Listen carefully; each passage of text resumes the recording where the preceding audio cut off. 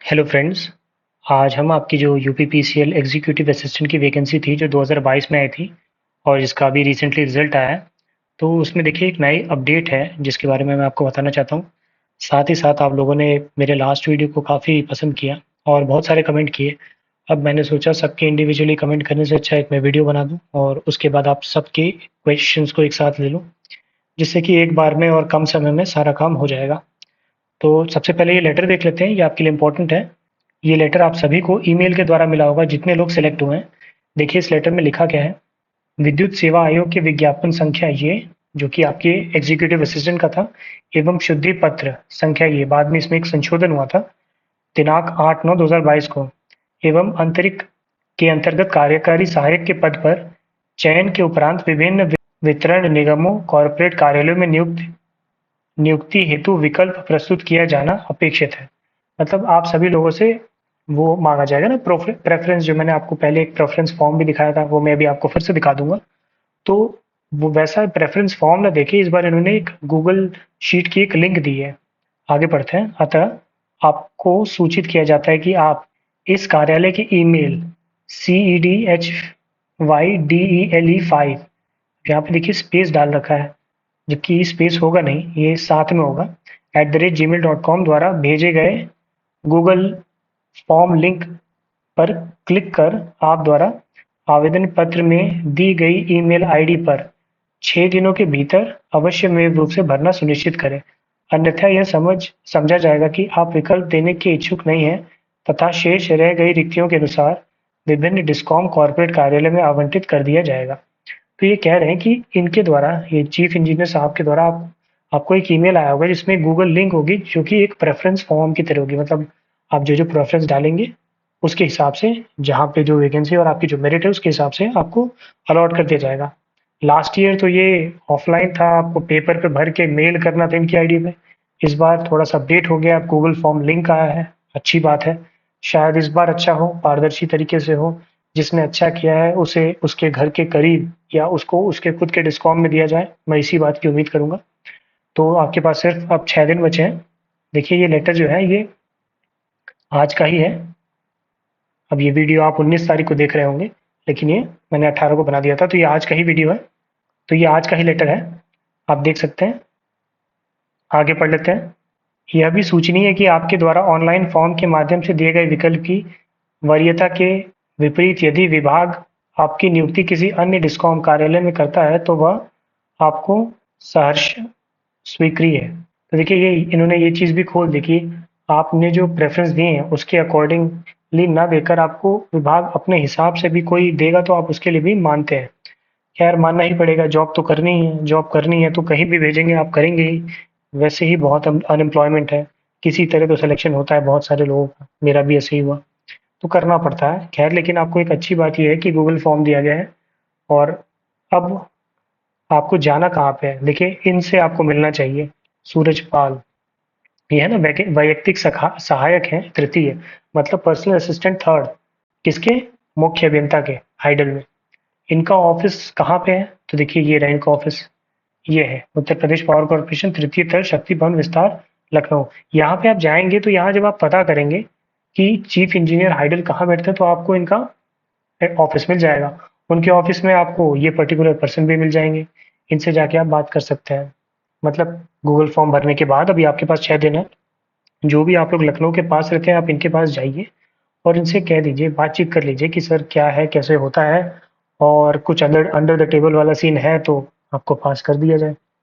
बेशक होता है ऐसा यूपीपीसीएल में, तो आप एक बार प्रयास करेंगे तो शायद हो जाएगा। अगर आप मेरिट में लो हैं और आप आपको होम सिकनेस है तो आपको बेशक जाना चाहिए और इनसे मिलना चाहिए, सूरजपाल जी या कोई और, जो कि मतलब यहाँ जाएंगे तो आपको रास्ते मिलने लगेंगे, आपको पता चल जाएगा कि कैसे कैसे क्या हो रहा है, किससे मिलना चाहिए और कितने में हो जाएगा काम। और यहाँ पे देखिए अधिशासी अभियंता भी हैं, Uttar Pradesh power corporation limited शक्ति भवन लखनऊ, ये भी एक है, मुख्य अभियंता से जूनियर है, इनसे भी मिल सकते हैं। आप निजी सचिव हैं, इनसे मिल सकते हैं।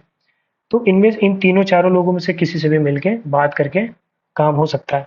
तो ये एक इम्पोर्टेंट अपडेट थी आपके लिए, मैंने सोचा आपको बता दूं, ये ज़रूरी थी। अब मैंने, आप लोगों ने बहुत सारा कमेंट किया था, मैं उन सारे कमेंट्स को वन बाय वन लेके उन सारे के जवाब दे देता हूँ। जिससे कि आपके जो भी डाउट्स थे लास्ट टाइम वो क्लियर हो जाएंगे। पूरे पिछले वीडियो में मैंने प्रयास किया था कि पूरे कंप्लीट हो जाए, लेकिन हो नहीं पाया और वीडियो लंबा भी हो गया था। चलिए इसमें हम कमेंट्स पे चलते हैं और आपके सारे आंसर्स मैं देता हूँ। अब ये आ गए हम पुराने वाले वीडियो में। चलते हैं, आपने काफ़ी अच्छा इस वीडियो को नंबर 1 पे रखा है फिलहाल। बहुत ही मुझे अच्छा लगा इससे।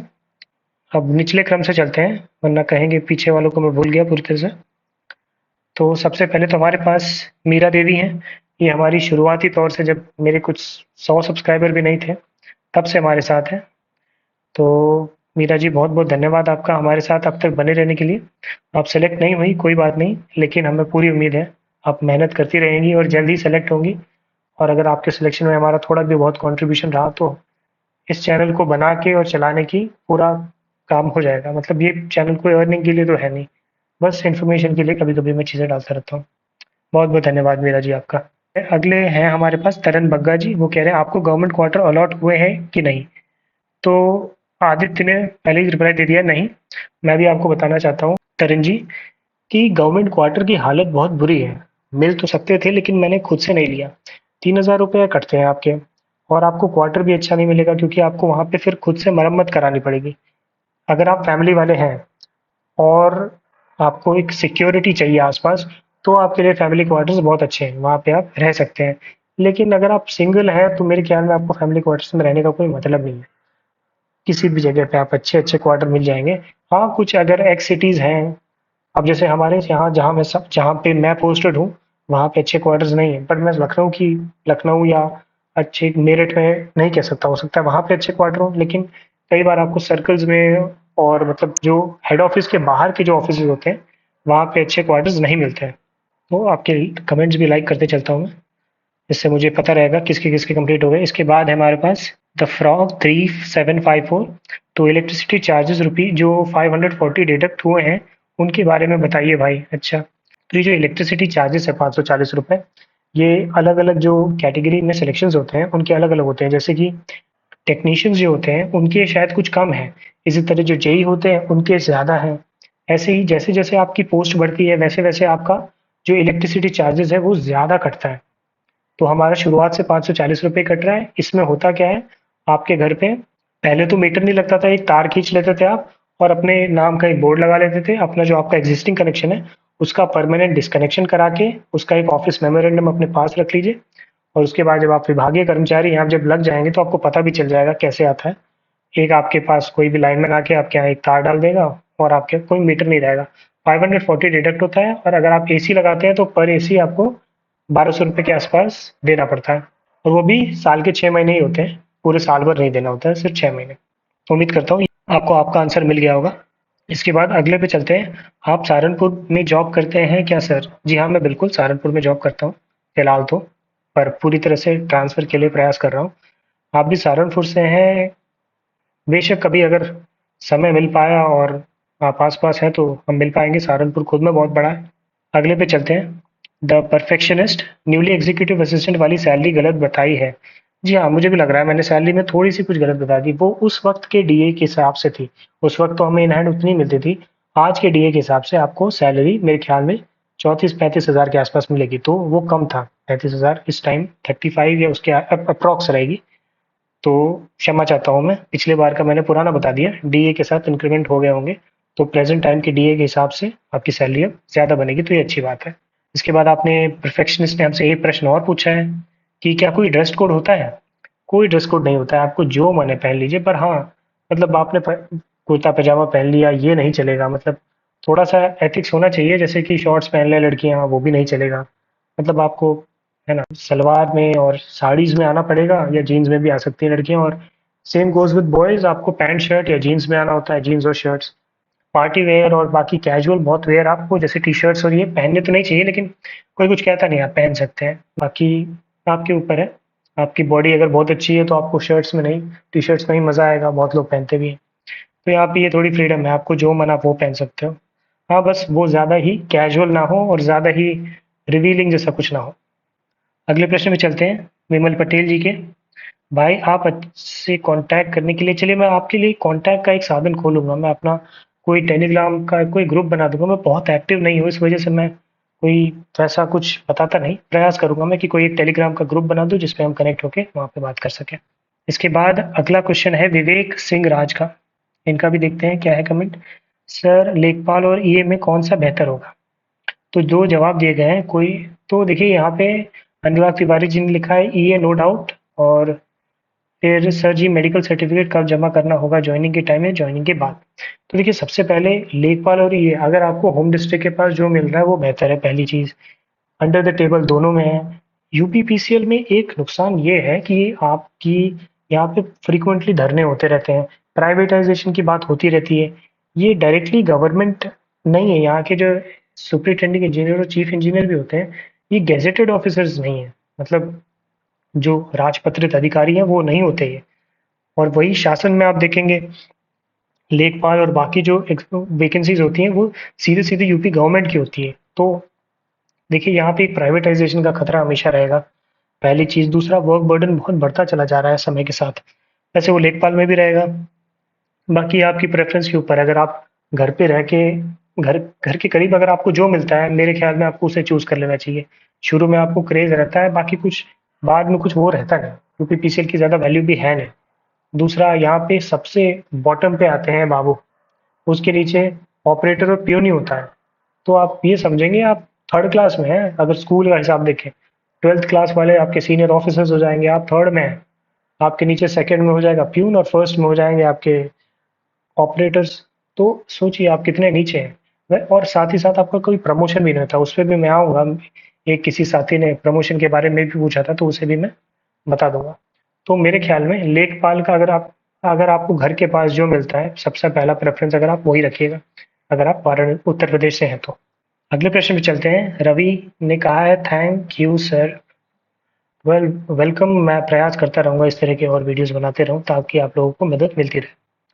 इसके बाद अमित ने कहा है प्रमोशन के बारे में। तो देखिए प्रमोशन यूपीपीसीएल में जब आप सेलेक्ट होके आएंगे तो एग्जीक्यूटिव असिस्टेंट के तौर पे आएंगे। पहले क्या था, यहाँ पे ओए थर्ड सेकंड और फर्स्ट होते थे, मतलब समय के साथ आप ओए थर्ड ओए सेकंड और ओए फर्स्ट होते थे। अब क्या है, ओ ऑफिस असिस्टेंट ग्रेड थर्ड और ग्रेड फोर्थ को दोनों को मिला के एग्जीक्यूटिव असिस्टेंट कर दिया है। फिर इसके बाद एक एग्जीक्यूटिव ऑफिसर हो जाता है, उसके बाद एक ऑफिस सुपरिटेंडेंट हो जाता है। ऐसे करके हायरार्की है, लेकिन देखिए कोई फर्क नहीं पड़ता। हमारे यहाँ पे मैंने बस बहुत सारे वैसे नए बाबू को देखा है जो पूरे बड़े बाबू का भी काम करते हैं, क्योंकि वहाँ पे कोई बड़ा बाबू ही नहीं होता, और अगर वो है तो वो उतना कुशल नहीं है। तो प्रमोशन का एज सच कोई वो नहीं है, जैसे कि आप टीजी2 से जेई बनते हैं तो आपको सैलरी में एक अच्छा हाइक दिखता है, यहाँ पे ऐसा कुछ नहीं है। आप समय के साथ जिस पेस में सैलरी चल रही है वैसे ही चलेगी। आप प्रमोट हो ना हो आपकी सैलरी उसी स्पीड में बढ़ेगी। हाँ, 10 साल बाद आपको जो आपका प्रमोशन होता है उसमें आपको बस ये होता है कि आप उस जिस पोस्ट पे जिस जिस सीट पे आप काम कर रहे हैं वो चेंज हो जाती है, आपका ट्रांसफर हो जाता है। हो सकता है आप शहर वाले ऑफिस से ग्रामीण वाले ऑफिस में चले जाएं, या सर्कल से डिवीजन में चले जाएं, बस इतना होता है। इसमें भी सारे लूप होल्स हैं। तो ये है। इसके बाद हमारा, अच्छा ये मैकिन्टोश बेन, ये भी हमारे बहुत पुराने सब्सक्राइबर रहे हैं। आपका भी हमारे साथ बने रहने के लिए बहुत बहुत धन्यवाद। आप ही लोग थे जिसकी वजह से मैंने आज तक की अपनी यूट्यूब की जर्नी पूरी की। Thank you very much. और आपने हमारे चैनल को फॉलो किया, इसी से पता है आपको कि मेरा एआरओ में सिलेक्शन नहीं हुआ था। बेशक मैंने प्रयास किया था, वहाँ पे मैं कुछ दो ढाई नंबरों से रह गया। ईए में तो मैं 2019 से ही सेलेक्टेड हूँ, और प्रयास मैं भी वेट कर रहा हूँ अगली एआरओ की, और इससे बेहतरीन कोई और दूसरी वैकेंसी है जिसमें मैं सेलेक्ट होके पूरब में वापस जा सकूँ। तो हमारे साथ बने रहने के लिए बहुत बहुत धन्यवाद मैकिन्टोश पेन। अगले हैं हमारे पास संदीप नॉलेज। भैया मैं पीएच कैटेगरी से हूँ, क्या हमें होम टाउन मिलता है? तो इसके बाद दो रिप्लाईज भी है, ये भी देख लेते हैं। मैं भी पीएच से हूँ। अच्छा जी, फैक्ट विद नॉलेज, लेकिन कोई भी इस बात का जवाब नहीं देता। चलिए हम आपका जवाब दे देते हैं। तो देखिए मेरे वक्त पे जब हम सिलेक्शन लेने गए थे तो वहाँ पे जब डिस्कॉम अलॉट हो रहा था तो कुछ लोग, मुझे जो पता चला था, कुछ पीएच कैटेगरी वाले और कुछ हस्बैंड वाइफ वाले केस थे, जो हस्बैंड कहीं और थे वाइफ कहीं और थे। उस टाइम एक अपर्णा, वेल नाम तो नहीं लेना चाहिए, उस टाइम एक एमडी थी जो, वो बहुत ही स्ट्रिंजेंट थी, बहुत ही स्ट्रिक्ट थी। उन्होंने कोई भी कंडीशंस नहीं दी। उन्होंने पीएच कैंडिडेट को भी दूर दूर फेंका। मैटर ऑफ फैक्ट हमारे साथ एक हमारे बैच का एक लड़का है जो कि पीएच कैंडिडेट है, और वो है शाहजहांपुर का, और उसको यहाँ पे सहारनपुर में ट्रांसफर दे रखा है, वो उन्हें भी नहीं मिल पाया। तो आपको मिल पाएगा इसकी कोई गारंटी नहीं है। हाँ, मिल पाने के दूसरे तरीके मैंने आपको पहले ही बताया। जो मैंने अभी पुराना लेटर दिखाया था, उसमें उस ऑफिस में जाके कंसर्न बाबू से बात कीजिए या कंसर्न अधिकारी से, वो मुख्य अभियंता का जो ऑफिस है, वहाँ पे बात कर सकते हैं आप। तो शायद कुछ हो पाए। क्योंकि अभी जो डिस्कॉम अलॉटमेंट वाला जो काम है, वो मुख्य अभियंता के ऑफिस से ही होने वाला है। अभी अगर अलॉट हो गया सही, तो आगे भी ईज़ी हो जाएगा। अभी नहीं हुआ तो फिर अगर आपका डिस्कॉम बदल गया, तो मार्क माय वर्ड्स आप नहीं आ पाएँगे, जब तक कि कोई अच्छी पॉलिसी नहीं आती। 4 साल हमें बीत गए, 4 और बीत जाएँगे और हम प्रयास करते रह जाएँगे कि हम घर वापस कब जाएँगे। कोई इसकी कोई गारंटी है नहीं। तो प्रयास कीजिए आप। अगर आप फिजिकली हैंडीकैप्ड हैं और आपकी कोई समस्या है, तो वहाँ पे जो मुख्य अभियंता सर हैं, मतलब चीफ इंजीनियर सर हैं, उनसे आप मिलिए और बताइए कि सर मेरी ये इशू है, तो आप मुझे मेरे पेरेंट डिस्कॉम में मुझे दे दीजिए। उसके बाद भले ही उसके बाद कहीं भी दूर दे दें, बाद में आप होम डिस्ट्रिक्ट के आसपास ज़रूर आ जाएंगे। अब आगे के कमेंट्स पे चलते हैं। तो यहाँ पे फन विद सीपी ने कहा है ओवरऑल नो ग्रोथ। बिल्कुल, आपने एकदम सही समझ लिया। यहाँ ग्रोथ नहीं है। मैं बहुत सारी चीज़ें आप सीख के आएंगे, लेकिन आप कुछ सेलेक्टेड चीज़ जो आपके एग्जाम जो विभाग में आपके काम आने वाली, वही चीज़ आप सोचेंगे उसके बाद।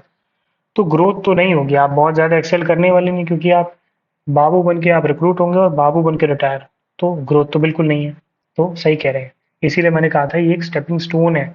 इसको आप as as a stability factor देखिएगा। आपको जर्नी नहीं करनी है, कंप्लीट करनी है आपको इस जॉब के साथ। प्रयास करते रहिएगा। शुरू के 2 साल बहुत क्रिटिकल होंगे, आपके जॉब के लिए भी और आपकी तैयारी के लिए भी, क्योंकि आप उस टाइम कंफर्म नहीं रहेंगे, आप अस्थायी रहते हैं। 2 साल बाद आपका कंफर्मेशन होता है। जब तक अस्थायी रहेंगे, तब तक आपको मतलब हटा देने का भी डर रहता है। और दो 99% चांस में आप हटते नहीं हैं। 1% अगर कुछ आपने बहुत ही बड़ा कुछ गड़बड़ कर दिया, तो ही होता है, क्योंकि उस टाइम गलतियां माफ होती हैं।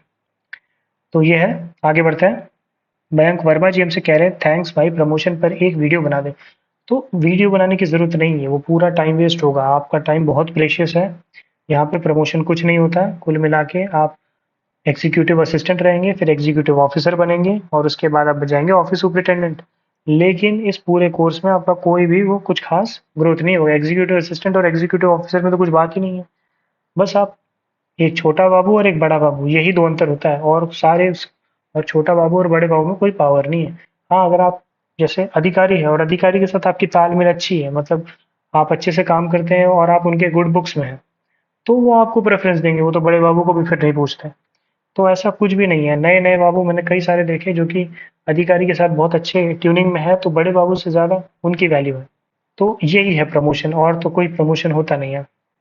आगे thank you sir, thank you very much for watching this video, Nikhil Vajpayee. अगला आप हैं गुरप्रीत अवस्थी। तो भैया इलेक्ट्रिसिटी चार्जेस कटने के बाद भी लाइट का बिल देना पड़ता है? तो देखिए, सबसे पहले मैं आपको पहले इलेक्ट्रिसिटी चार्जेस का समझा दूं। पहले क्या होता था, आपके बस आपका तार आपके घर पे तार आ जाता था और आप उससे इलेक्ट्रिसिटी यूज़ करते थे, मीटर नहीं लगता था। आपके हर महीने आपके, चाहे आप यूज़ यूज़ करें या ना करें इलेक्ट्रिसिटी, आपके मंथली सैलरी से 540 रुपए कटते रहते थे। अब इन्होंने नया एक कॉन्सेप्ट लाया, जिसमें कि अब जितने भी विभागीय कर्मचारी हैं, उनके घर पे मीटर लगाने का प्रस्ताव है। वो LMV 10 का कनेक्शन खुलेगा, जिसमें कि आपको कुछ यूनिट फ्री मिलेंगी, मतलब कुछ साल भर की यूनिट आपको वो यूज़ करना पड़ेगा। अभी ये प्रस्ताव में है, अभी ये आया नहीं है, अभी किसी के घर मीटर नहीं लगा है, लेकिन सबके कनेक्शन ऑनलाइन लेजराइज्ड हो गए। मतलब कि सिस्टम पे एक अकाउंट नंबर होगा आपका, आप डालेंगे तो उस पे एक रिकॉर्ड दिखाएगा आपका नाम का, और उस पे बिल भी दिखाएगा। ऑल्दो वो बिल पेमेंट का तो कोई सीन है नहीं, क्योंकि वो अभी तो फिलहाल कुछ ऐसा हुआ नहीं है। बाद में चल के आपको एक सेट नंबर ऑफ यूनिट्स मिलेंगी 1 साल के लिए, और आपको उसे ही अकॉर्डिंगली बचा बचा के यूज़ करना पड़ेगा, क्योंकि बहुत सारे लोग इलेक्ट्रिसिटी वेस्ट करते हैं बिजली विभाग के नाम पे। हीटर चलाए रखेंगे, AC चलाए रखेंगे, मैनिपुलेटिव हो जाते हैं। और ये मूव बहुत अच्छा है, ये सराहनीय है। आपके लिए नुकसानदेह नहीं है, अच्छी बात है, ये ऐसा होना चाहिए था और मैं शुरुआत से ही समझता था। आगे चलते हैं। वर्क क्या-क्या रहता है?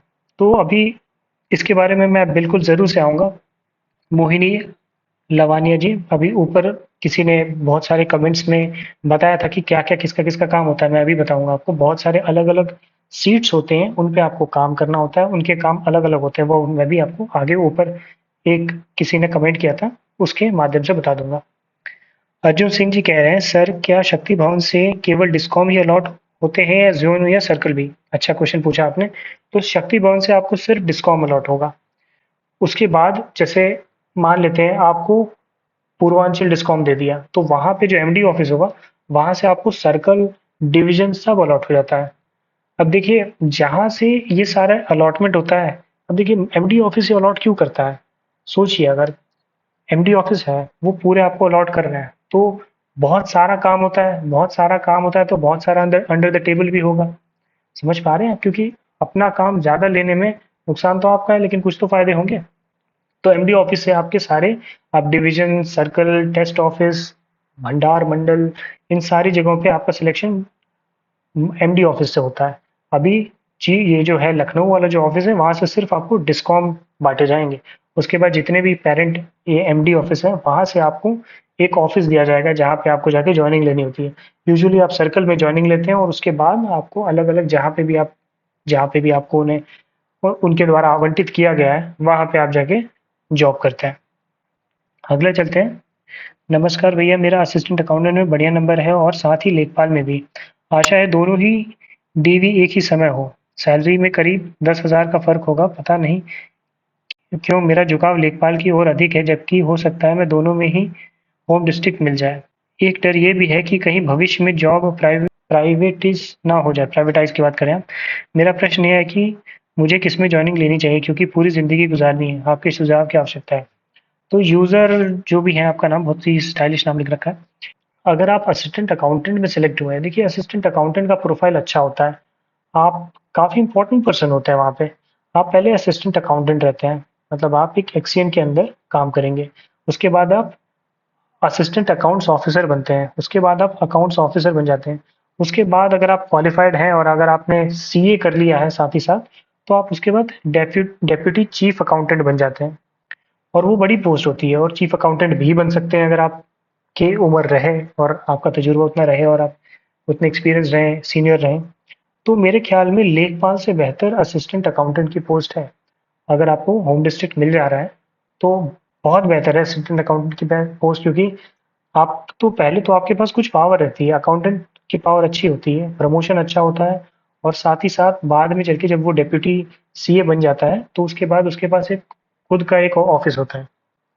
तो मेरा सुझाव ये रहेगा कि अगर आपको लेखपाल और असिस्टेंट अकाउंटेंट दोनों में होम डिस्ट्रिक्ट मिल रहा है, तो आप असिस्टेंट अकाउंटेंट चूज कीजिए। लेखपाल उस हिसाब से मेरे ख्याल से उतना बेहतर नहीं रहेगा। हाँ, अगर आप बाबू के साथ कंपेयर करें तो लेखपाल अच्छा है, लेकिन आप अकाउंटेंट के साथ कंपेयर करें तो अकाउंटेंट अच्छा है। उम्मीद करता हूँ आप समझ पाए होंगे।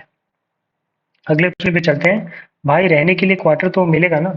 जी हाँ, शुरू में तो जब आप आएंगे ज्वाइनिंग के टाइम, तो आपको कुछ दिन तो होटल में रहना पड़ेगा। उसके बाद जुगाड़ लगा के किसी मतलब जुगाड़ लगा के पहचान से या किसी तरह से कहीं कमरा किराए पे लेना पड़ेगा।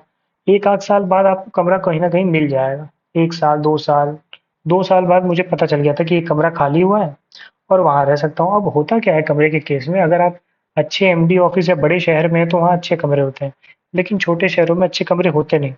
जैसे यहाँ सहारनपुर में कमरे तो हैं, लेकिन उसमें रहने के लिए आपको पहले मेंटेनेंस करानी पड़ेगी। और कई बार होता क्या है, अगर किसी ने मेंटेन करा रखा है, तो जब वो कमरा छोड़ेगा तो वो आपसे वो कहेगा कि इतने पैसे मुझे दे दो, ये मेरे मेंटेनेंस के लगे, उसके बाद तुम रह लो। तो ऐसा कुछ सीन है, इसलिए ज़्यादातर लोग अगर फैमिली वाले हैं तो वो क्वार्टर्स पसंद करते हैं। अगर अकेले हैं तो वो बाहर रहना पसंद करते हैं, क्योंकि आपको उसी रेट में, अगर बहुत बड़ा शहर नहीं है तो उस रेट में अच्छे रूम मिल जाते हैं आसपास, 2, 3, 4 किलोमीटर के आसपास।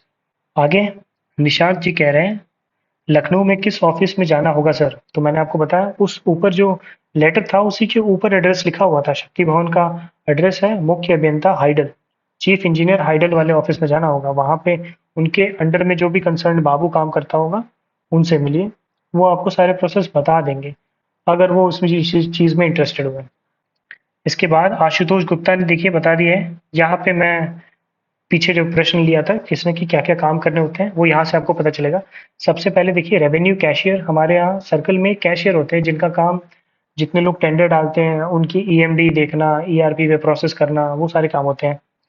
मतलब जो पैसे से रिलेटेड टेम्परेरी इंटरेस्ट होते हैं, सैलरी होते हैं, वो एक कैशियर का काम होता है। एस्टैब्लिशमेंट बाबू का काम क्या होता है, जितने भी कर्मचारी हैं उनकी छुट्टियां देखना और इंक्रीमेंट देखना, टीजी 2 से जेई कौन बनने वाला है, कितनी वैकेंसीज रिक्त हैं, ये सारी चीज़ें उनका काम हो गया। कोर्ट क्लर्क का काम ये होता है यूपीपीसीएल के साथ जो भी लोग जैसे कोर्ट केसेस कर देते हैं उनका काम ये कोर्ट के केसेस को डील करना होता है। आपको कई बार जो भी कचहरी है वहाँ पे यूपीपीसीएल के रिप्रेजेंटेटिव के तौर पे जाना पड़ता है। विजिलेंस बाबू का क्या काम होता है? ये हमेशा सर्कल में तो नहीं, ये डिविजन्स और डिवीजन के सब डिवीजन में कई बार होता है। तो विजिलेंस बाबू का काम ये होता है कि जब रेड होती है अलग अलग जाके जगह जाके जब चेकिंग होती है तो आप भी उनकी टीम के साथ जाते हैं और जो भी नेसेसरी काम होते हैं रेड वेड में सारी सीलिंग वीलिंग भरना मीटर वीटर उतरवाना ये सारे काम रहते हैं। वैसे आपका ये सब कुछ काम नहीं है, आपका सब पेपर वर्क होता है। डिस्पैचर देखिए लड़कियों को अक्सर डिस्पैच वाला काम मिलता है। डिस्पैच में आपको होता क्या है, पूरे दिन जो लेटर लिखे जाते हैं, जो लेटर आते हैं, जो लेटर जाने होते हैं, उसको दो डायरी होती है हमारे पास। एक डिस्पैच डायरी होती है और एक डायरी होती है। डिस्पैच में जितने लेटर लिखे गए वो जाते हैं और डायरी में जितने लेटर आए हैं उनके रिकॉर्ड्स रहते हैं। डिस्पैचर का यही काम होता है कुल मिला के। पूरे लेटर्स आते हैं, उसके बाद वो जो सीनियर इंजीनियर है उनको दिखाया जाता है। वो उसके बाद जो कंसर्न बाबू है उनको टिक करके वो वापस, या बड़े बाबू कई बार टिक करके उनको वापस भेज देते हैं, जिसपे इंपॉर्टेंट है उस पे इंपॉर्टेंट लिख देते हैं। उसके बाद वो अलग अलग बाबू पे चला जाता है। वो लोग वो लेटर पढ़ते हैं, उसके बाद उस पर कंसर्न लेटर बनाते हैं या किसी में डिस्कशन करना होता है डिस्कस करते हैं और फिर आगे ऐसे ही काम चलता रहता है। हेड बिल क्लर्क, अब बिल क्लर्क का काम क्या होता है, जो कई बार लोगों के बिल खराब हो जाते हैं या मीटर खराब हो गया है, बिल सही से नहीं आ रहा है, मीटर बढ़ा बढ़ा के रीडिंग दे रहा है, वो सारे काम उनके होते हैं। यही काम अगर आप सब डिवीजन में चले गए, मतलब कि सब डिविजनल ऑफिसर के अंडर में अगर आप काम कर रहे हैं तो वहाँ पे सब डिविजनल क्लर्क हो जाते हैं आप। ईआरपी बाबू का काम क्या होता है, जो अब एक सॉफ्टवेयर आ गया है, पहले क्या था सब ऑफलाइन होता था सैलरी और ये सारे पैसे वैसे का काम। अब एक जर्मन सॉफ्टवेयर है हमारे पास सैप ईआरपी, उस पे ये सारे काम होते हैं। मतलब सैलरी चढ़ाना, ईएमडी, अर्नेस्ट मनी, जो टेंडर में जो लोग टेंडर डालने से पहले जो पैसे डालते हैं वो डालना, उनके पैसे रिलीज कराना, आपका टेम्परेरी इंटरेस्ट, ये सारे जो काम जो ऑनलाइन हो गए हैं। ईआरपी एक सॉफ्टवेयर है, एंटरप्राइज रिसोर्स प्लानिंग, उसको जो काम उस पे जो काम करता है उसको ईआरपी कहते हैं। इसमें कई बार एक ही आदमी को एक से ज्यादा काम करना पड़ सकता है। तो ये चीज है, कुल मिला के इतने ही कुल डिपार्टमेंट्स हैं। इसके अलावा एक रेड बाबू भी होता है। रेड सबसे इंपॉर्टेंट सीट होती है रेड वाली, और एक टेंडर बाबू होता है। रेड वाले का काम क्या है, जितनी भी चोरी के प्रकरण पकड़े जा रहे हैं उनके बाद उसको एक नोटिस दिया जाता है और फिर वो रेड बाबू के पास आता है। उसके बाद वो उनका असेसमेंट बनाता है। मतलब कि अगर आप एक दिन चोरी करते हुए पकड़े गए तो आपका एक साल का उस दिन से चोरी मान लिया जाता है कि आप एक साल से चोरी कर रहे थे। चाहे आप एक दिन से कर रहे हो चाहे आप 10 साल से कर रहे हो, एक साल का आपका असेसमेंट बनाया जाएगा और उसके बाद आपको पैसे देने पड़ेंगे क्योंकि आप चोरी करते हुए पाए गए थे। लेकिन होता क्या है उसमें भी, लोगों की कंडीशन देख के और कई बार अगर सच में कुछ संशोधन हो सकता है तो संशोधन करके बिल को कम भी किया जाता है। तो रेड और एक टेंडर, ये दो सीट बहुत इंपॉर्टेंट होती है। टेंडर वाले में क्या है, जितने भी कॉन्ट्रैक्टर्स आते हैं उनके साथ आपकी बातचीत रहती है। और टेंडर पैसे वाले काम है तो पैसे वाले काम में वैसा है। लेकिन खैर इन सब से दूर रहिएगा क्योंकि आप फिर तैयारी करने वाला रास्ता बिल्कुल छोड़ देंगे। आप सिर्फ पैसे कमाने की तरफ पीछे पड़ जाएंगे और आपकी ग्रोथ हो जाएगी खत्म। ग्रोथ मतलब एज इन आपकी तैयारी वाला रास्ता खत्म हो जाएगा, आप यूपीपीसीएल में जीवन काटेंगे। तो ये कुछ जॉब थे। आपको इन्हीं सब में कुछ चार्जेस मिलेंगे। शुरू में जब आप आएंगे तो अगर कोई जगह खाली है तो आपको सीधे सीधे चार्ज मिल जाएगा। और अगर जगह ऑलरेडी कुछ लोग हैं या कोई एक्सपीरियंस है तो उसके साथ आपको लगा दिया जाएगा ताकि आप काम सीख सकें। आगे भी सेम ही मैसेज है। इसके बाद देखते हैं प्रदीप जी क्या कह रहे हैं। सर जी एक डाउट है, मेरा ग्रेजुएशन 2019 में की थी और तभी एक कैरेक्टर सर्टिफिकेट भी मिला था 2019 में ही। तो अब अगर कॉलेज का कैरेक्टर सर्टिफिकेट मांगेंगे तो क्या वही लगा सकते हैं या न्यू बनवाना पड़ेगा कॉलेज में जाके? तो देखिए मैंने भी अपना जो मुझे कॉलेज से कैरेक्टर सर्टिफिकेट मिला था वही लगाया था। कॉलेज वाला कैरेक्टर सर्टिफिकेट तो एक ही चल जाता है, बार बार नहीं बनाना पड़ता। हाँ बाकी जो दो राजपत्रित अधिकारी का है वो आपको रिसेंट वाला बनवाना पड़ेगा, वो आप बनवा लीजिएगा। आपके यहाँ से पार्षद से बन जाएगा। मैंने तो अपना एक गांव ग्राम प्रधान से और एक पार्षद से बनवाया था। वो राजपत्रित है कि नहीं पता नहीं, लेकिन मेरा तो काम हो गया था। इसके बाद प्रदीप जी और पूछ रहे हैं डिस्कॉम अलॉटमेंट के लिए लखनऊ में कहाँ जाना होगा, मतलब किस ऑफिस में? तो अभी अभी मैंने बताया चीफ इंजीनियर हाइडल के ऑफिस में जाना होगा। उनसे डायरेक्ट ना मिलिएगा, पहले आप प्रयास कीजिएगा उनके यहाँ पे जो कंसर्न बाबू है, जिन्होंने अभी अभी जो लेटर मैंने पीछे दिखाया उन पे जिसके साइन है, वो पर्सनल असिस्टेंट, उनसे मिलिएगा। वहां से जाके शायद कुछ काम हो जाए, और वहां जाएंगे तो आपको रास्ते भी मिल जाएंगे। पहले चीफ इंजीनियर हाइडल के पास तो पहुंचिए, उनके ऑफिस में पहुंचिए, वहाँ बहुत लोग मिलेंगे। आगे विवेक कुमार जी कह रहे हैं थैंक यू सर। तो Vivek ji thank you for watching our video and supporting us. इसके बाद इनका नाम कुछ हिंदी में था, मैं भूल पा रहा हूँ, यूजर एफ जी लिख के आ रहा है, वैसे कुछ हिंदी में लिखा था। तो भाई पुलिस वेरिफिकेशन का प्रोसेस कैसे होता है, कुछ इन्फो देना।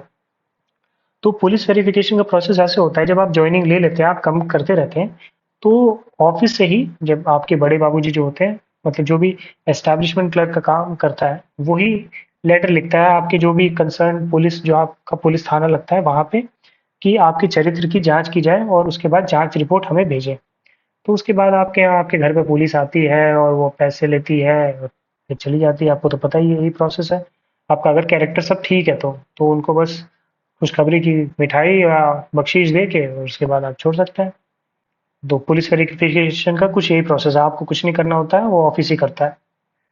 इसके बाद फिर से इन्होंने एक और प्रश्न पूछा है, भाई मैं लखनऊ के पास का हूँ और लखनऊ में पोस्टिंग चाहता हूँ, तो क्या लेसा को फर्स्ट प्रेफरेंस में डालूं या फिर मध्यांचल, और क्या लखनऊ में वर्क बर्डन ज़्यादा है अदर सिटीज़ के कंपैरिजन में, व्हाट शुड आई डू। तो देखिए, जितने बड़े ऑफिस में रहेंगे आप उतना ज़्यादा वर्क रहेगा, क्योंकि आपको बहुत सारा एरिया देखना पड़ेगा ना। तो जाहिर सी बात है, अगर आप लखनऊ में रहेंगे, लखनऊ के कॉर्पोरेट ऑफिस में रहेंगे तो फाइनेंशियल अफेयर्स पे ज़्यादा ध्यान देना पड़ेगा। वेरएज़ मध्यांचल में जाएंगे तो आपको कहीं भी भेज सकता है। मध्यांचल बहुत बड़ा है, लखीमपुर खीरी भी उसी में है, उन्नाव भी उसी में है।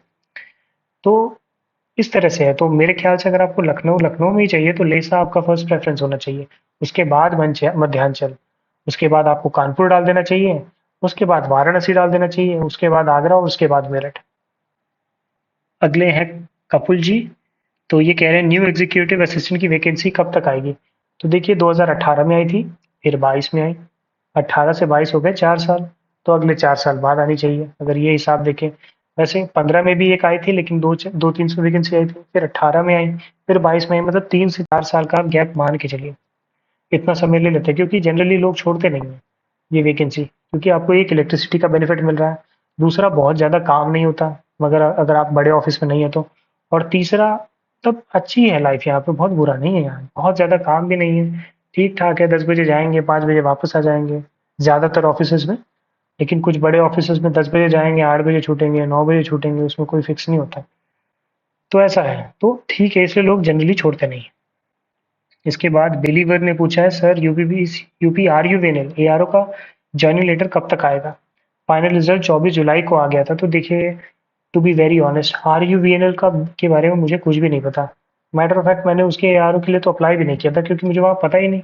तो उसके बारे में मुझे भी जानकारी नहीं है। आप दूसरे यूट्यूब चैनल पे देख लीजिए, शायद वहाँ आपको कुछ मिल जाए। R U V N L थोड़ा अलग हो जाता है, यूपी पी सी एल का तो कुछ कुछ समझ भी आता है, R U V N L का अलग ही हिसाब किताब है। ट्रांसमिशन का भी इसी तरह अलग से हिसाब किताब है, तो इसलिए उन ऑफिस का मुझे नहीं पता। वहाँ पे जो काम करता होगा वो आपको बेहतर जानकारी दे पाएगा। और आई गेस इसके बाद लास्ट प्रश्न बताया, thanks a lot bro, very informative video. तो thank you for watching and supporting us. तो इसी के साथ सारे कमेंट खत्म होते हैं। उम्मीद करता हूँ ये वीडियो भी आपके लिए हेल्पफुल रहा होगा।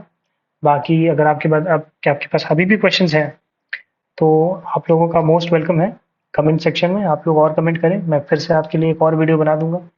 और मैं क्षमा चाहता हूँ बहुत दिनों तक आपके कमेंट्स का रिप्लाई नहीं करने के लिए, क्योंकि कई बार समय नहीं मिल पाता। आज मिला तो मैंने सोचा आज बना दूं। तो अगर वीडियो आपको पसंद आया तो आप इसे लाइक कर सकते हैं। आपका कोई मित्र जो सेलेक्ट हो गया है उसके साथ बेशक शेयर कीजिए। और इस तरह के कंटेंट के साथ बने रहने के लिए आप हमारे चैनल को सब्सक्राइब कर सकते हैं। वीडियो के साथ अंत तक बने रहने के लिए बहुत बहुत धन्यवाद।